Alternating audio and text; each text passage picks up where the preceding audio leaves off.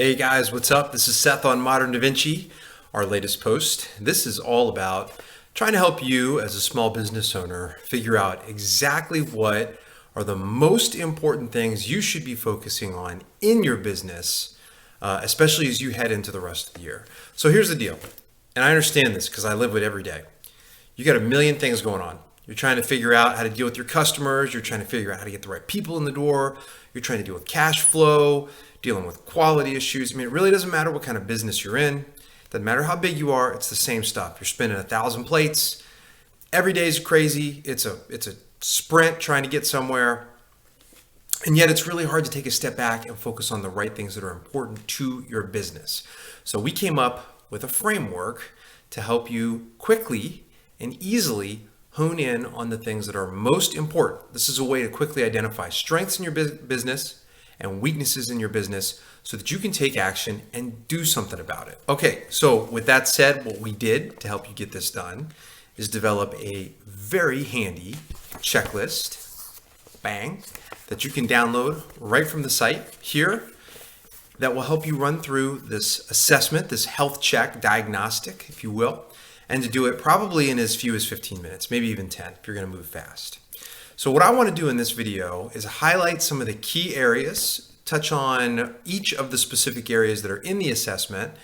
I'm going to point out probably the most common thing that we see when we work with small businesses, and again, even that I know from personal experience in my businesses that usually stand out in that area. And then we'll give this to you as a primer, but really leave it up to you to do the work to download the assessment, run through it, score your business, find your opportunities, and then make a plan. Of course, we're here to also help you with that. So with that said, let's start looking at these areas one by one. Okay, area number 1, planning and structure. So in this section, we are asking you to reflect upon several different items. It really is a checklist again to see what do you got in place. One of the ones that I would pick out is the question, my company has a written strategic plan that is current and relevant. Now, if you follow us, we make a case. You do not need to have some crazy fancy 50-page plan. You need to have a 2-page plan, max. And we give you a guideline on how to do it. It's simple and it touches on some key elements. But if you do not have it, it is like lacking the foundation to build your house on. You will not have the core priorities identified that will help you navigate key decisions. And maybe more importantly, if you have a company that's big enough to have staff, they will not know where to put their focus.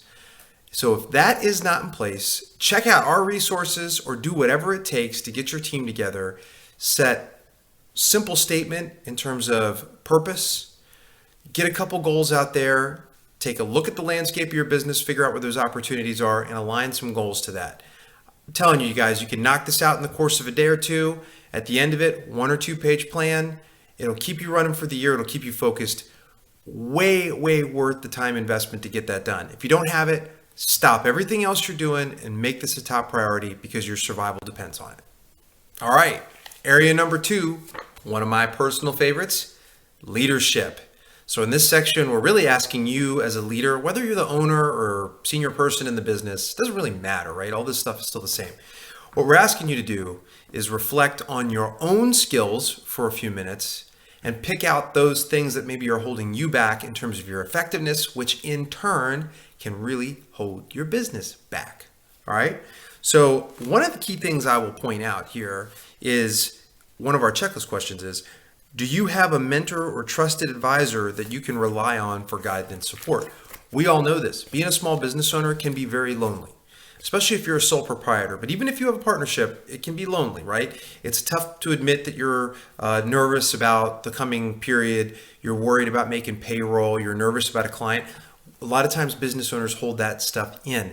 They don't want to alarm their family. They don't want to alarm their partners, colleagues, employees, whoever it might be. So they hold these things in, and it's just not healthy. If you don't have someone you can be honest with, go do something about that. Find a mentor, right? Find somebody experienced that you may know in the industry who would probably enjoy helping you out and sharing some knowledge. Of course, maybe you could say it's out of self-interest. I'm a big proponent of professional coaching. hiring a professional who knows how to work with you to facilitate learning, to help you think clearly, help you focus on your goals. Worth every penny. It'll pay back as long as you find a coach that's a good fit. So make sure that you're not totally out there on an island. You're not carrying the fear, uncertainty, emotion, whatever it is, without someone there to support you. Get your back, give you a little support when things get rough. All right, area number 3, team and staff. This section of our assessment asks you to focus on several different aspects of the health of your employees, whether they're engaged, how well they're able to work through challenges, how well they understand what they're supposed to be doing in the organization. So we've got a bunch of questions, but the one that I would like to focus in on is, do you and your employees encourage consistent feedback on performance? All right. So long time ago, back when we first started Modern Da Vinci, we did a post on how to give effective feedback. Feedback is the most important thing that you can establish culturally and then individually in order to make sure, one, people know if they're doing a good job. Everybody wants to know that. If they're not, they want to know why and how they can improve. And number 3, if someone's not performing, something needs to happen. And through this process, that needs to be communicated so that people can be held accountable. You can take action and you can move forward with your business without getting held back by low performers. If you are lacking a culture, a process for good feedback, it starts with you at the leadership level. You've got to decide why are you, what's holding you back from being someone who gives good feedback, right? We have some guidelines to help you look at that. It can be a very simple process if we break it down into steps, all right? Strip all the emotion out of it, strip all the fear out of it, follow the process. It works every time. If you're good at giving feedback, but you find that your employees aren't, you've got to get them some training, get them some coaching, incentivize them. It's part of their responsibility. Your managers have got to be serious about giving good feedback. Without it, the entire team begins to fall apart. Cracks seep in terms of communication, trust, people understanding, being engaged. And the worst part about that is it's an easy thing to do.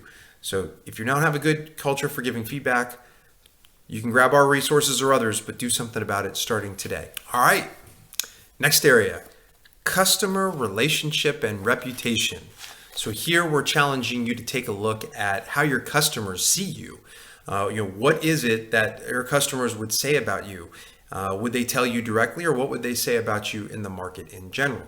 So one of the questions is, do you have a good return or retention rate? This is pretty easy to check. If you're a small business, you know your customers well. Are they sticking with you? Do they stick with you through thick and thin if you make a mistake? Do they come back? Do they give you another chance? Or are you seeing a lot of turnover?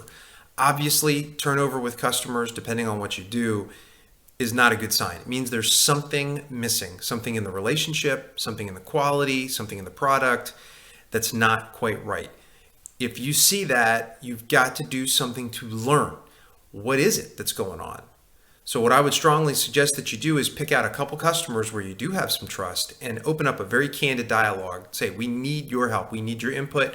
What can we do better? What are we not doing well? If you have a customer that leaves, try to grab their input and feedback. See if they'll come clean. And it's hard sometimes to do that, to get them to give you that time. But see if they'll come clean on what went wrong. You need to be very, again, honest with yourself. You're not fooling anybody. If you tell the wrong story here because you think you're great and everybody else thinks you stink, well, you're the one who's going to lose. It's going to eventually hurt you in terms of relationships and, of course, revenue and just your basic ability to survive.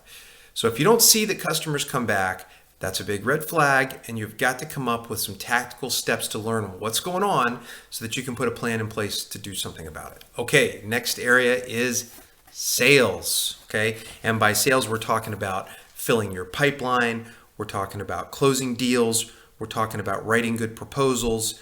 That entire process from getting a lead all the way to closing a deal, is that serving you well? So we've got a bunch of areas for you to self-evaluate and some guidelines for you to think about based on how you score yourself. Let me point out something that I just experienced. There's several great pieces here you need to look at. You really do need to make sure that if you're in an industry where you give some kind of quote or proposal, that document is communicating everything you need it to, that it's simple, clear, and that it results in someone laying the signature down. If it's muddled up, if you have poor quality in that document, immediately it's whoa, hey, Is this the kind of quality I'm going to get from these guys? So you got to have good quality control on those. If it's confusing, people can't clearly see what they're going to pay for, when they're going to pay for it, what kind of deliverables or service they can expect, it is a huge turnoff. So don't screw it up. At that point, you're so close to a deal, you're right? You're just finalizing. You're trying to get the basics in place so you can get a signature.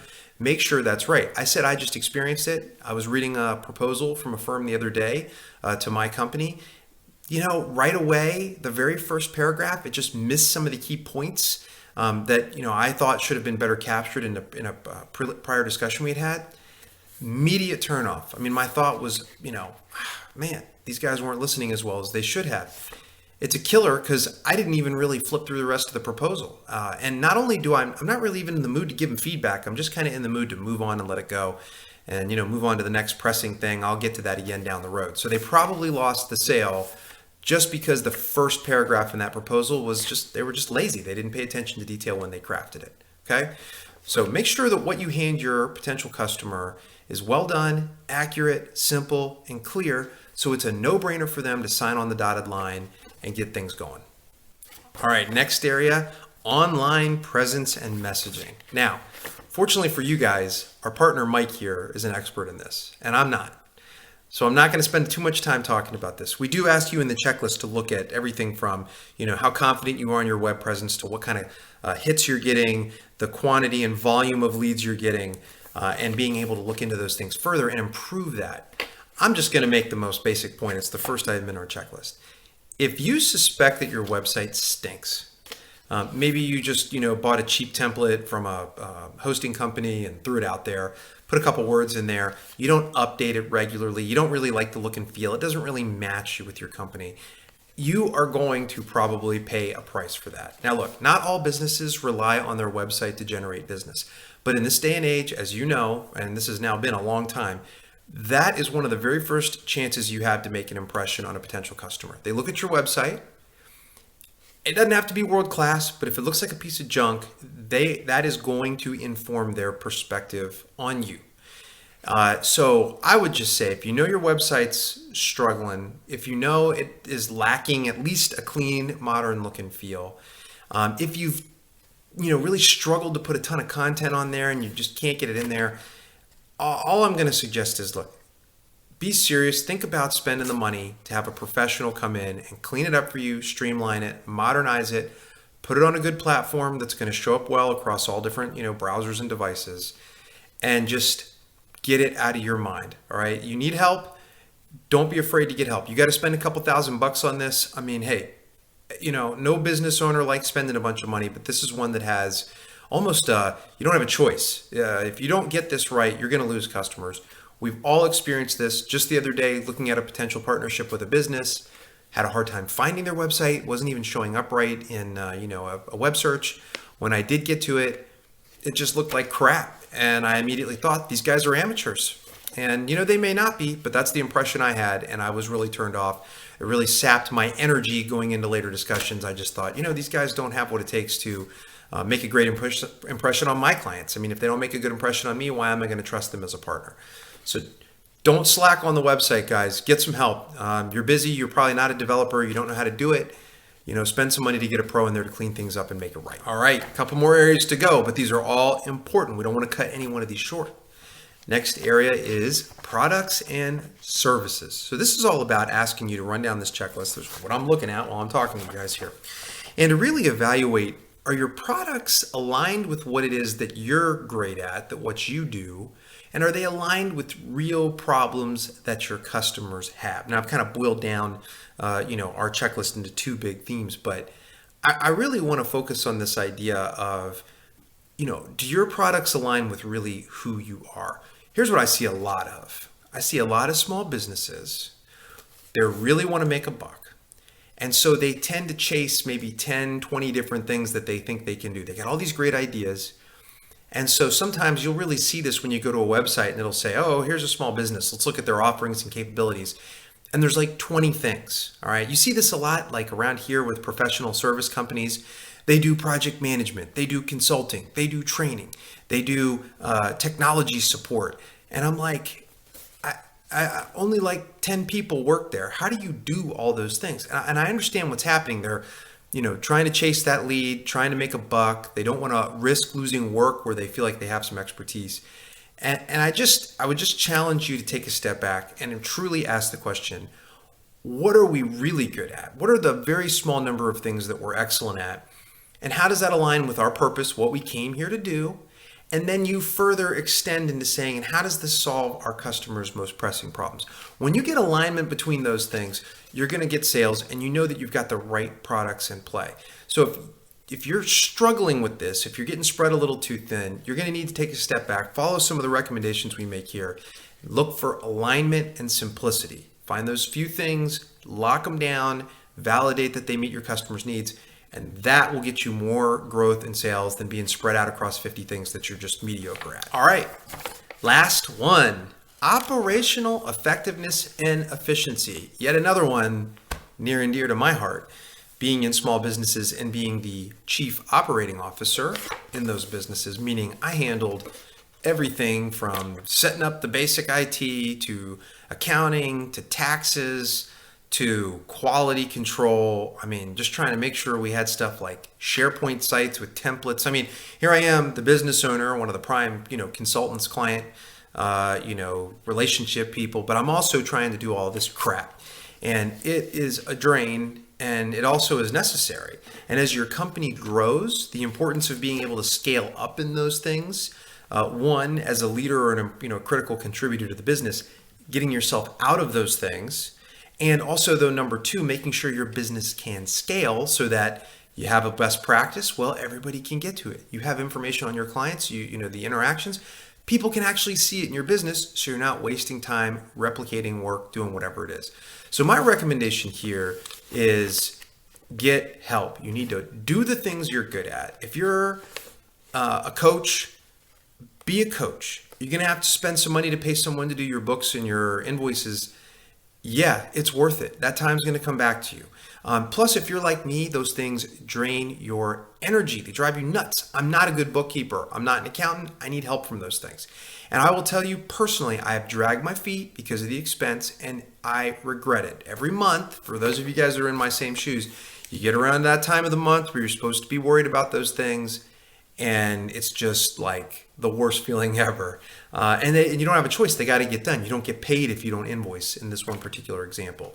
So one of the first key hires a lot of small businesses make is to bring in someone to focus on those things. It may be an executive assistant type. It may be a true chief operating officer type. Don't be afraid to make that hire. Chicken and egg, spend the money, make the money. You got to balance all that out. You don't want to go broke, but the ROI on getting a trustworthy person that can handle the operations, or a person who's smart enough to be able to outsource those things, if you know an HR provider, an accounting provider, a tax advisor, whatever it is, if they can coordinate all that for you, worth every penny. So just be careful how you, in your role as operating the business, that's something that tends to be able to be supported and outsourced, versus your skill, your key expertise, which you're not going to be able to necessarily outsource. So look at it through that lens. Don't be afraid to make the move. Spend a little money. It'll come back many times over. All right. So those are the 8 key areas that help you break down. There are 8 key crucial components of any business, especially tailored to a small business. And it'll help you get a little organized in how you look at your business and figure out where your weaknesses and your strengths are. Remember, we're definitely looking for weaknesses. Those are really the risks, the things that are hovering out there. It's kind of like an anvil over your head. It could drop at any moment and it's going to kill you if it hits you. You need to do something about those right away. There's those critical weaknesses that you cannot afford to screw around with. You need to do something about it. So our process is going to help you find those. It's going to help you find some longer term weaknesses too, that maybe when you go back to develop your plan, you can plan in. So things like progressively building better relationships with your customers, tweaking your product mix. Those are all things that are going to take a little time, but you can prioritize and build in to the work that you do. And then of course, lastly, it'll also help you find your strengths. And those strengths are something that you want to build on. And of course, you also have to be a little bit mindful of guarding against regression. And one of the things we hear time and time again, and just experienced this again myself recently, is a company will get really strong in their sales, their pipeline's hot, they're killing it, and they switch over into delivery mode. I mean, this is going to happen with a small business that doesn't have unlimited resources.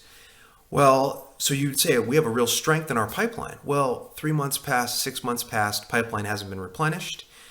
And all of a sudden, current work starts to slow down a little bit, dry up a little bit, and next thing you know, you're in an absolute panic. So what was your strength, which was filling up your pipeline, became a weakness over time because you've diverted your attention elsewhere. So the question would be, what kind of discipline do you need to add or change to make sure that you stay more steady with that? Do you need help? Do you need to realign roles and responsibilities? Is it worth it to invest in getting some expertise in sales? Whatever it is, you need to do something about it. So we really need to shore up our weaknesses, but we also need to make sure we build on our strengths and stay strong in those areas. So what I would recommend that you guys do, download our checklist, spend the 10 to 15 minutes running through it.